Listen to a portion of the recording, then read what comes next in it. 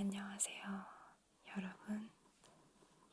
정말 오랜만에 책을 읽는 ASMR을 찍으려고 해요. 책을 오래 속삭이는 톤으로 읽으면 목에 부담이 너무 가서 그냥 편안한 진성 톤으로 말을 하도록 할게요. 원래는 제가 오늘 들려드리고 싶었던 책이 있었는데요. 제가 그 책이 희곡 형태로 되어 있다는 걸 잊어버려서 도서관에서 그 책을 못 읽는데 ASMR로 찍기엔 대사가 대사로 이루어진 희곡이라 다른 책들도 이것저것 좀 찾아봤는데 많이 책을 읽지도 않았지만 그 중에서 예전에 어떤 책을 내가 재미있게 읽었더라 생각을 하면서 고르다가 저작권이나 이런 부분에 걸리지 않는 책 중에서 가져왔는데요. 또 고전 작품이에요. 여러분은 어떨지 모르겠는데 저는 이 작품을 소설로 접하기보단 뮤지컬이나 영화로 더 많이 접했던 것 같아요. 지킬 앤 하이드라는 작품인데요. 요즘 한국에서 뮤지컬로 하고 있죠.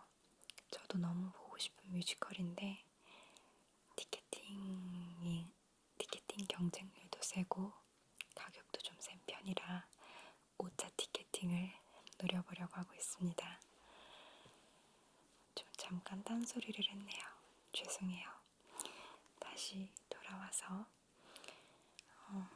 바로 이전에 찍었던 책을 읽는 ASMR이 조금 빠르다는 댓글도 있었고 저 자신도 약간 빨랐었다고 생각을 해요. 그래서 이번엔 여러분들 주무실 수 있게 천천히 좀 부드럽게 읽으려고 노력할게요. 그러면 바로 읽어볼게요. 여러분, 오늘도 제 목소리와 영상을 들으시면서 안녕히 주무세요. 시작할게요.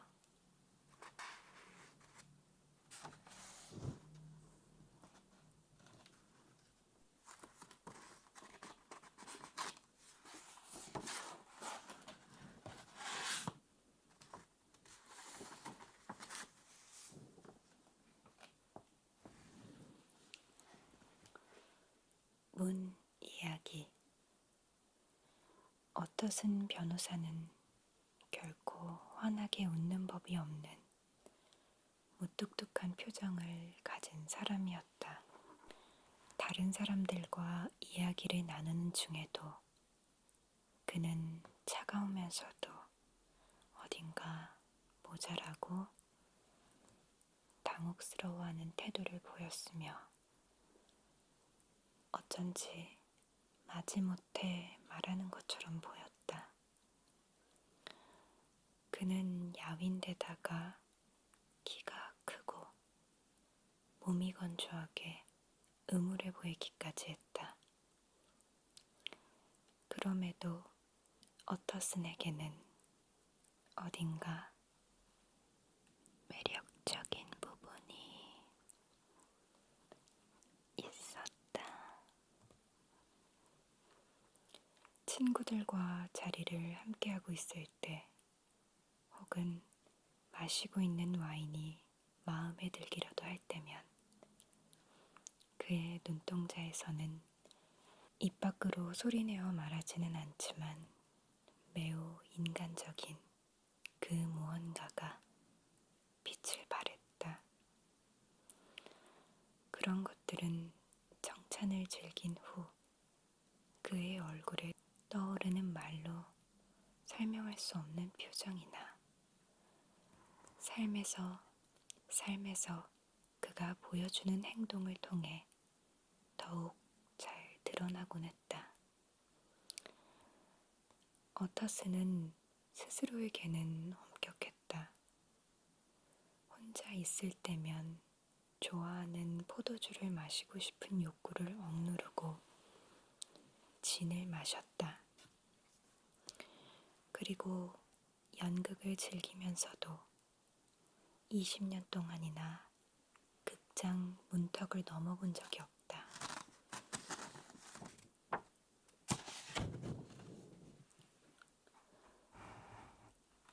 하지만 어터스는 다른 사람들에게는 관대하기로 정평이 나 있었다. 때로 영혼이 받을 괴로움에도 아랑곳하지 않고 악행을 저지르는 사람들에 놀라면서 때로는 거의 부러워하기라도 한다는 듯이 공경에 처한 사람들을 나무라기보단 도와주려고 애썼다. 그는 괴짜같이 말하곤 했다. 나는 카인의 배교에 마음이 끌려 나라도 내 동생이 마음 내키는 대로 악마에게 가도록 내버려 두겠어. 성격상 그는 막장 인생을 사는 사람들의 삶에서 최후로 존경을 받는 사람이 되거나 그들에게 마지막으로 좋은 영향을 주게 되는 일이 자주 있었다. 그는 그런 사람들이 사무실로 찾아와도 털끝만큼도 태도를 달리하지 않았다. 어터슨에게는 그런 일이 어렵지 않았음은 의심할 나위가 없다.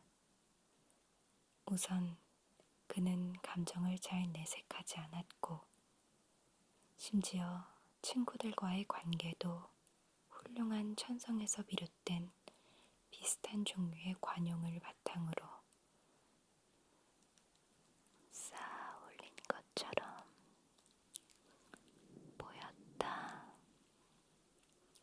신중한 신사가 갖추어야 할 덕목 가운데 하나는 교제 범위를 운명이 미리 정해놓은 대로 받아들이는 것이다.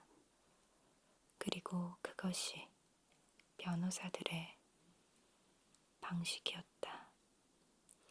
어터슨의 친구들은 친척 아니면 오랫동안 알아왔던 사람들이었다. 그의 감정은 담쟁이 덩굴과 같아서 시간이 지남에 따라 무성해질 뿐 아니라 대상이 적절한지 가리지 않았다. 그러므로 잘 알려진 멋쟁이 신사인 먼 친척 리처드 앤필드와 어터슨 사이에 맺어진 인연도 아마 그런 연유에서 비롯되었을 것이다. 이 두 사람이 서로에게 어떤 매력을 느끼는지 혹은 공통의 화제가 있기나 한 것인지 많은 사람들에게 수수께끼였다. 일요일에 산책하는 그들의 모습을 목격한 사람들에 따르면 두 사람은 별 말도 없었고 두 사람 모두 아무 활기도 없이 지루해 보였으며 친구를 만나기라도 하면 안심이 된다는 듯이 눈에 띄게 반갑게 맞았다는 것이다. 그 모든 수군거림에도 아랑곳하지 않고 두 사람은 이 산책을 매주 가장 중요한 일과로 여겨서 친구들과의 모임이나 중요한 사업상의 일조차 제쳐둔 채 방해받지 않고 산책을 즐겼다.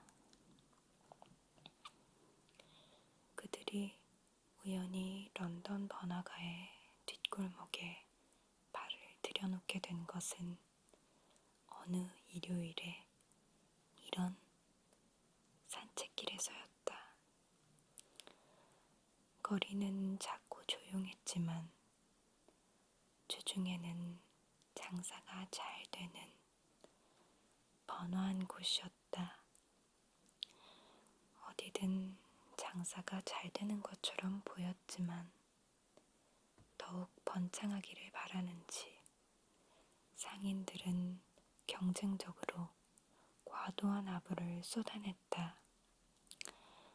길을 따라 줄지어 늘어선 상점들의 정면은 활짝 웃는 점원 아가씨들처럼 손님을 초대하는 분위기를 풍겼다. 일요일이었기에 화려한 장식이 내걸리지 않고 상대적으로 거리가 조용했음에도 이 거리는 지저분한 이웃 동네와 대조적으로 불타는 숲처럼 빛나고 있었다. 갓 페인트 칠을 한 듯한 셔터와 광을 잘 낸 노쇠 장식, 그리고 전체적으로 깨끗하고 즐거운 분위기는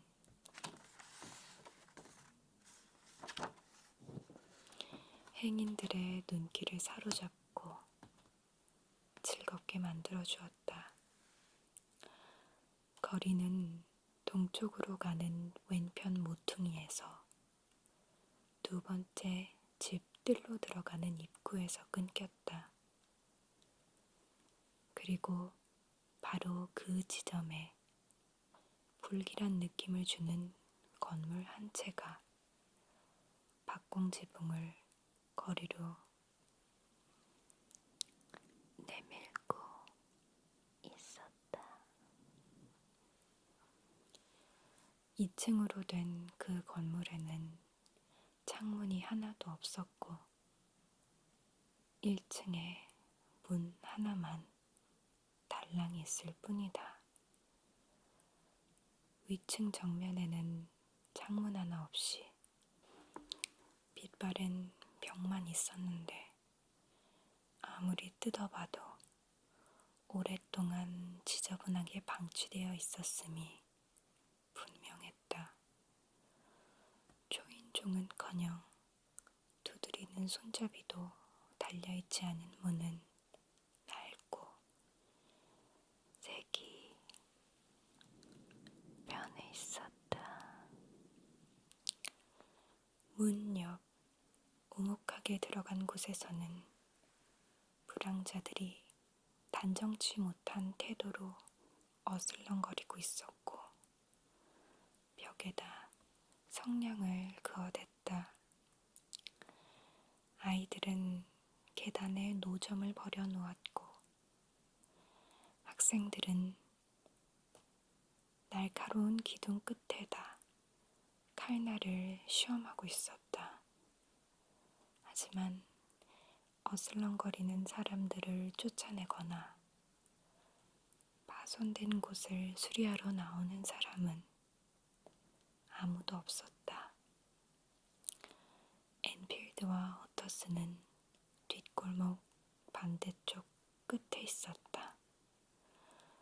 두 사람이 나란히 입구에 들어서게 되자 앤필드가 지팡이를 들어 무언가를 가리키며 물었다. 저 문을 눈여겨보신 적이 있습니까? 오터슨이 그렇다고 답하자 앤필드가 덧붙여 말했다.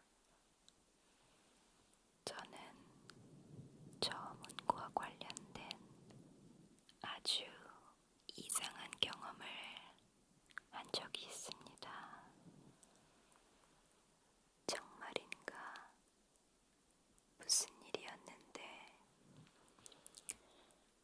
서슨의 목소리가 약간 달라졌다. 바로 이 길이었지요. 엔필드가 대답했다. 저는 아주 먼 곳에 갔다가 집으로 돌아가는 길이었습니다. 한겨울 새벽 3시쯤 되었을 텐데 제가 걷고 있던 길에는 말 그대로 램프 불빛 말고는 아무것도 보이지 않았습니다. 걷고 또 걸었습니다. 사람들은 모두 잠들어 있었지요. 거리에는 가로등이 행진이라도 하는 것처럼 불을 밝히고 늘어서 있었지만 교회처럼 텅 비어 있었습니다.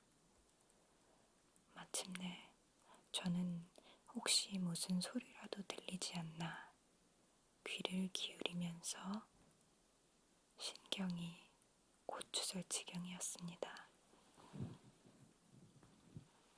경찰이라도 나타났음 했지요. 그때 갑자기 2개의 형체가 눈에 들어왔습니다.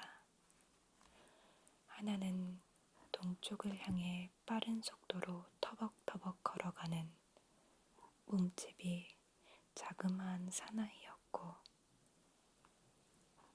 다른 하나는 최대한 빠르게 교차로를 향해 뛰어가는 8살에서 10살가량 먹은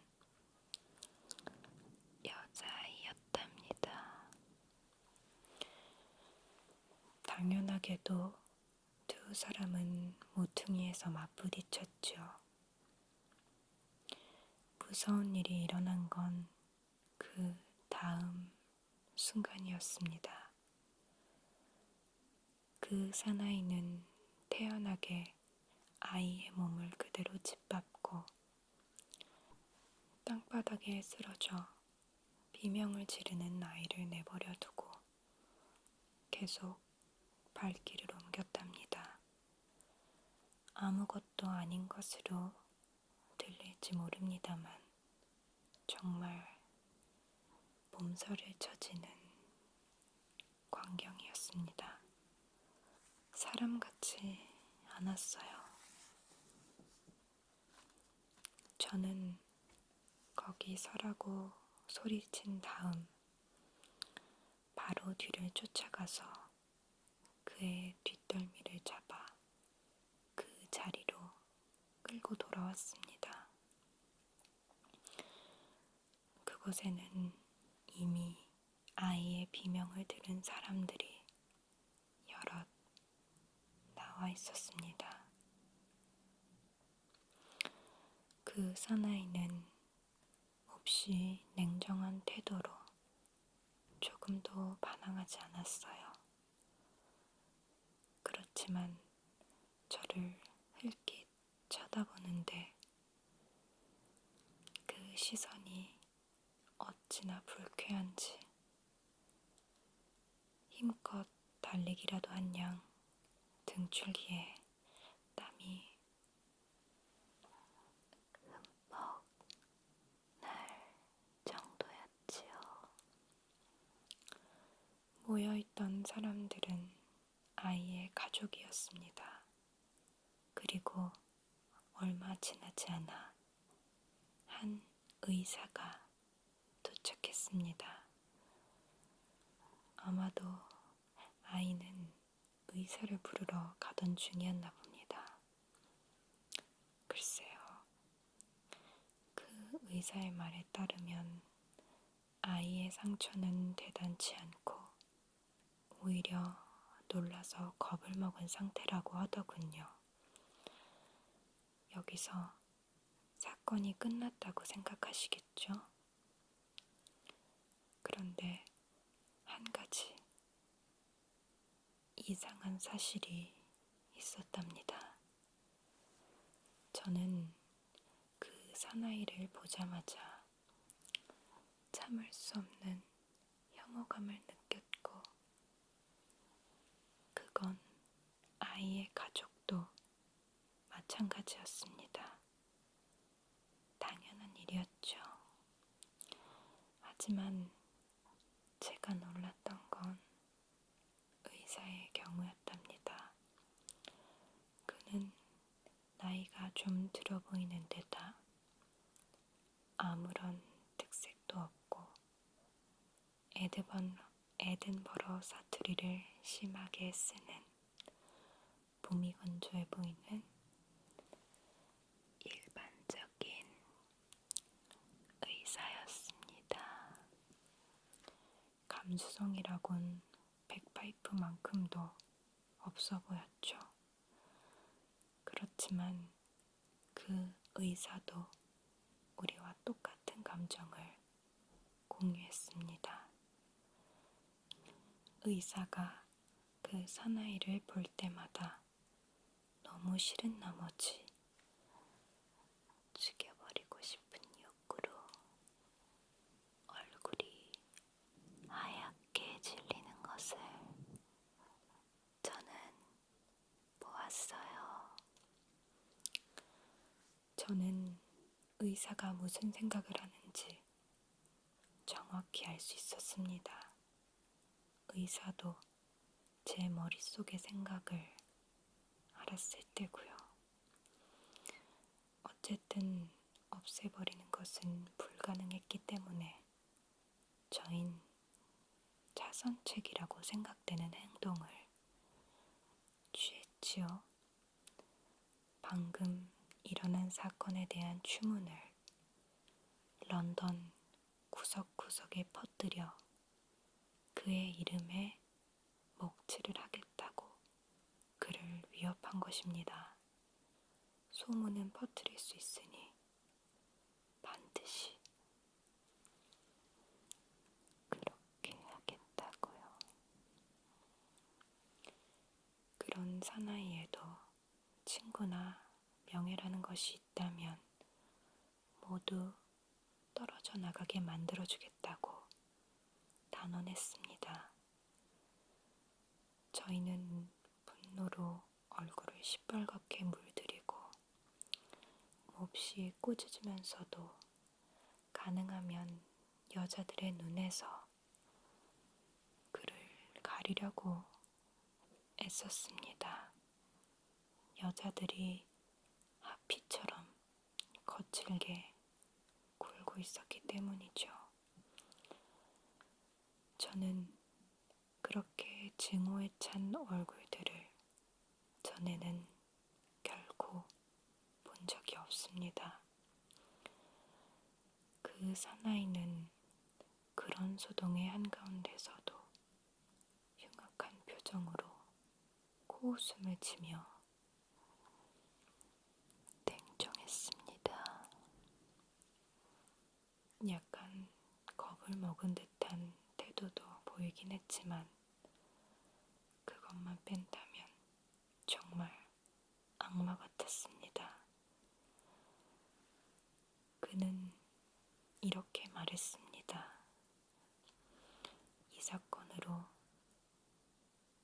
이 사건으로 한 재산 뜯어내려는 수작이라면 어쩔 수 없군.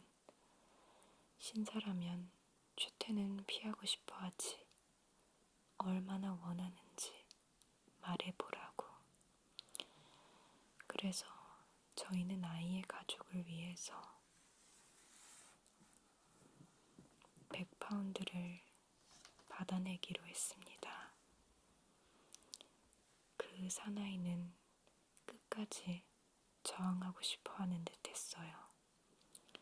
그렇지만 저희 쪽에서 숫자로 밀어붙이자 행동을 취했습니다. 다음 단계는 돈을 받는 것이었습니다. 그 사나이가 저희를 데려간 곳은 바로 저 건물 정문이었습니다.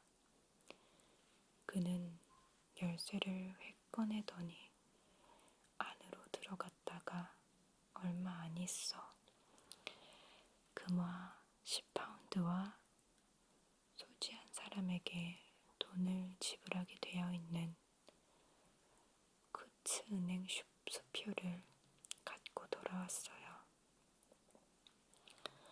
수표에 서명된 이름은 말씀드릴 수가 없습니다. 그것이 제 이야기의 핵심이긴 하지만 말입니다. 그렇지만 아주 유명한 데다가 신문에도 가끔 오르내리는 이름이라는 점은 말씀드릴 수가 있어요.